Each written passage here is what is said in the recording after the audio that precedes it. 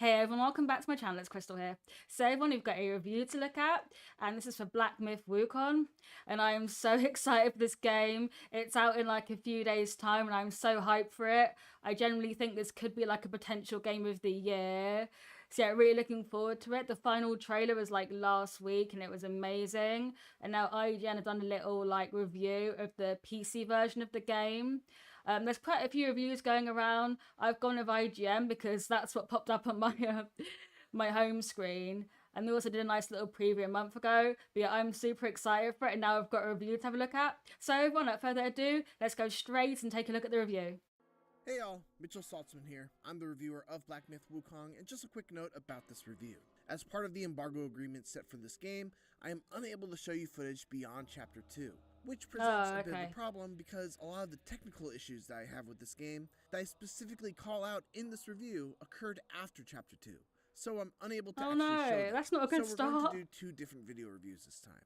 This first one will abide by the restrictions and only show footage from the first two chapters, but we will also be posting a more complete review with the relevant footage added in on launch day. Okay. And with that, on with the review for Black Myth Wukong. I'll take that, I guess.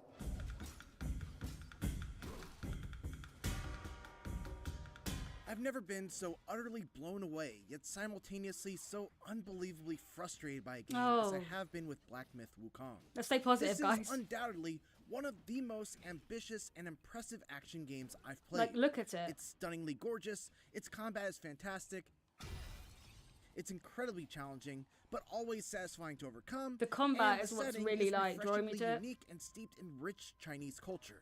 Yeah.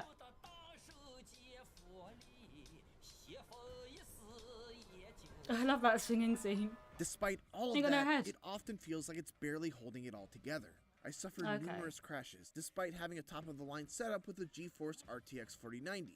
Not to mention the multiple times I fell through the ground and died in the final phase of a boss fight. Or the way characters would randomly switch from English to Chinese, or the way the dialogue audio would just drop out altogether and leave me completely in the dark during an important cutscene. It's a rickety roller coaster for sure, and there were definitely spots during the ride where I was not having a great time. But taken as a whole, this is one adventure where the bumps are worth it. Okay, that's good then.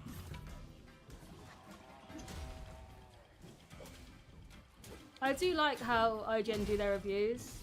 Black Myth Wukong's story is somewhat of a follow-up to the classic novel Journey to the West by Wu Chengen.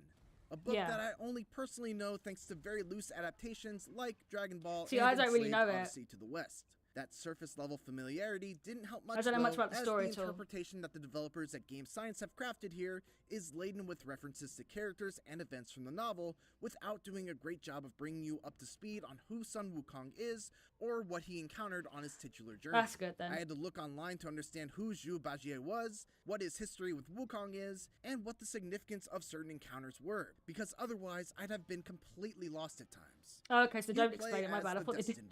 A literal monkey who wakes up one morning and decides to set out on a roughly I can do my own 40-hour research, journey guys, to it's locate fine. the 6 relics of Wukong. While the moment-to-moment storytelling is fairly unremarkable, largely due to a mute protagonist and side characters that aren't given enough screen time to develop, each of the 6 self-contained chapters culminates with a stunningly gorgeous animated vignette that tells a short story about that chapter's main antagonist. Each one is done in a completely different art style, with one drawn to look like a storybook, another using stop-motion animation, and another done in the style of an anime. Every single one of them is beautiful and poignant, and I couldn't help but wish that the main story managed to move me in similar ways. Okay. My initial read on Wukong was that it was a Souls-like, given the checkpoint system, the stamina bar that governs your actions in combat, and the dodge-heavy fighting style. But as it turns out, Wukong has more in common with traditional action games, like what you might expect from Bayonetta I've heard it's not like Souls-like, than it does with anything that From Software has made. Most of the usual Souls-like conventions are missing. There's no penalty for death outside of respawning at the nearest checkpoint, you don't use a shared currency to level up your stats and purchase items or upgrades, and while there is gear and stats to consider, you largely just go and swap out the old equipment with the new, as opposed to making choices as to what kind of weapon or piece of armor you want to hold on to and upgrade. And even though I am a big fan of Souls-likes, Ditching those mechanics feels like the right move for the game that Wukong is trying to be. Yeah, I would say it's so. far more forgiving, focused on keeping you in the action rather than poring over menus or retracing your steps to These enemies are just insane. And Wukong is a better, more distinctive. I can imagine fighting this thing. To be clear though, when I say it's more forgiving, I don't mean that it's any less difficult than a From style game. In fact, I'd go so far as to say that between this and Elden Ring Shadow of the Erdtree, I had more difficulty getting through Wukong's toughest challenges. Oh gosh, here we go. But at the same time, those challenges never felt unfair, and overcoming some of the tougher boss fights was always a satisfying This is just all boss fights though, isn't it? I feel like figuring out where I could maximize my punishment like windows 80 boss fights, and something tweaking I've my heard. loadout in ways that made the best use of my chosen powers. Oh, okay.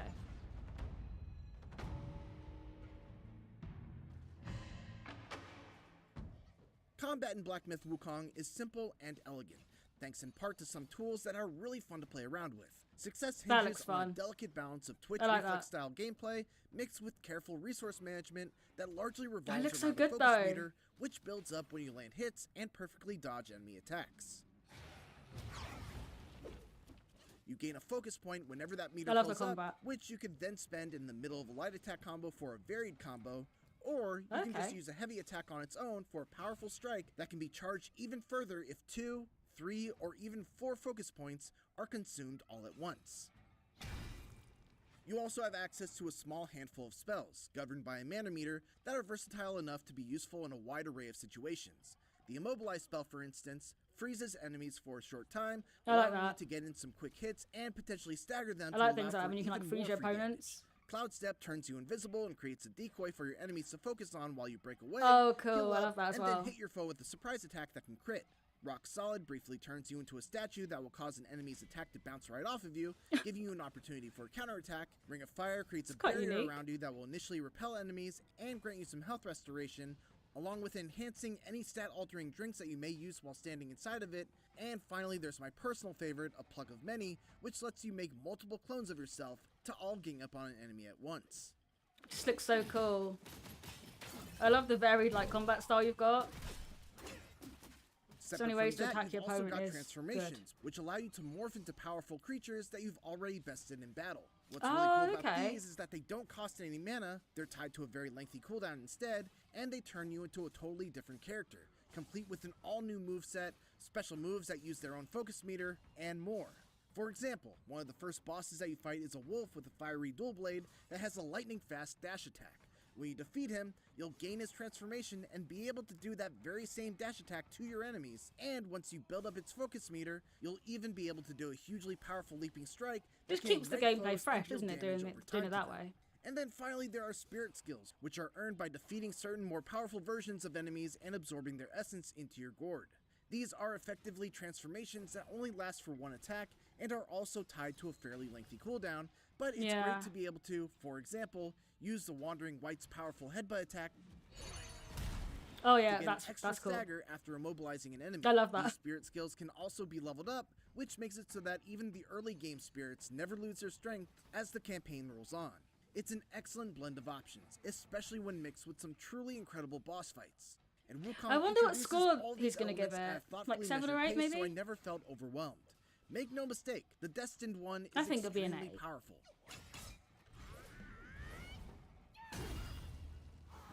And being in control of him is definitely a heck of a power trip. I'm just so much more excited for this after watching this review. It looks amazing. At his disposal, nothing beats the feeling of just slamming a 50-foot bow staff down onto an enemy's head. But I still had to be smart with how I used my spells due to the fact that mana restoration is actually very difficult. This is where the resource management aspect of combat comes into play. Yeah. I had to carefully consider what spells were actually worth the mana cost, whether I should save them for a more difficult second phase of a fight, and whether or not I could capitalize I can see myself just saving them, like, and then just not using them at all. For instance, even though it's my most powerful spell, I often had to hold off on casting my Pluck of Many spell that duplicates my character since it has an extremely high mana cost. If I cast it at a bad time, the boss could simply wipe out all of my clones with an AoE attack before they even got a chance to get some damage. Yeah, I don't want to waste it, Sometimes the adjustment I had to make when I was stuck on a boss was a simple change in how I used my abilities, and the act of coming up with a new strategy and having it pay off was always extremely satisfying. I love that While headbutt boss though. That battles is are really where cool. Wukong is at its best, there's also a highly respectable amount of enemy variety in its regular fights. Yeah, because I feel like we've just seen Linear bosses. variety, usually with a clear main path that leads from checkpoint to We checkpoint. actually have some small people to fight. To venture off that path to discover optional goodies. Oh, look at that. So pretty, that waterfall and everything. I found rare crafting materials to make new weapons. I just love this game already. I haven't even played it yet. Drop a new spirit skill, curio items that I could equip to enhance my build, and treasure chests that might permanently increase my max health, mana, or stamina, all of which made the time that I took to find them well spent. On top of that, there are also several secret boss fights to discover, key items with mysterious uses that I still haven't figured out, and do we need secret boss fights? To stray from the beaten path and keep an eye constantly scanning the environment. The main one being that Wukong is one of the most gorgeous games I've ever played. Every environment is brimming with detail, from the chipped pieces of bark on the trees in the forest to the real-time deformation of the snow as the thing that the tiny details make so much of a difference. Not only that, but the animation is impeccable too, with wonderful touches and flourishes, like the way your character will do a little hop step when locked onto an enemy, then change to strafing around. I've noticed that as well. Running straight earlier on in the review, keeping their head turned. The music and sound the way the design character moves is really unique, well, with epic drum-thumping battle themes and melodic flutes and chimes, adding to the air of wonder and mystery as you explore the unknown.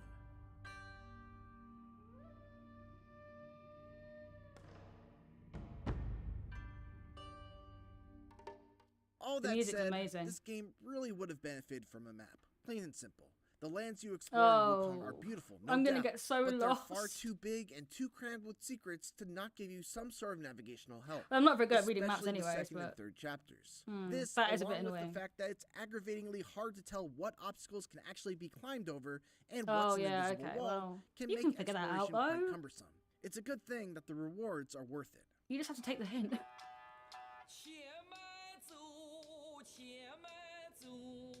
However, it's hard not to feel like all of Wukong's splendor and detail came at a great cost. I experienced numerous crashes. It's so gnarly, that detail of the happening right after defeating an extremely tough boss that I then had to defeat again. Several others were minor and would that would stress me out so much. I can't be doing a boss fight over and over. To another level, but they eventually add up to a lot of frustration.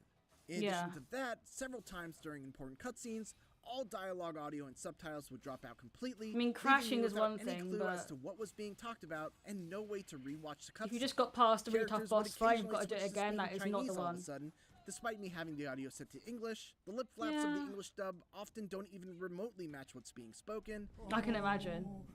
Yeah, dubbing's a bit tricky, isn't it? Finally then, the 3 bells sang.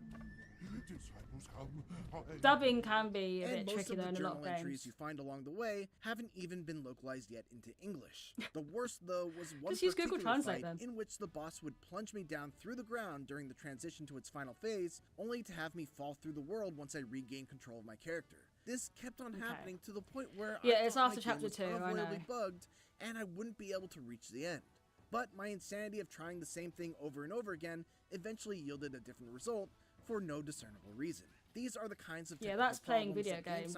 Try the same thing over and over again and then it just works. And it's not outside the realm of possibility, as even Cyberpunk 2077 was eventually whipped into shape after its own buggy launch. Yeah, I hope that those fixes come swiftly, because while I still wholeheartedly think that the things that Black Myth Wukong does so right are worth dealing with those problems, I would love to be I'm able sure to they'll recommend smooth it without those out, and it might not even affect the PlayStation version. This is just the PC version. Okay, here we go.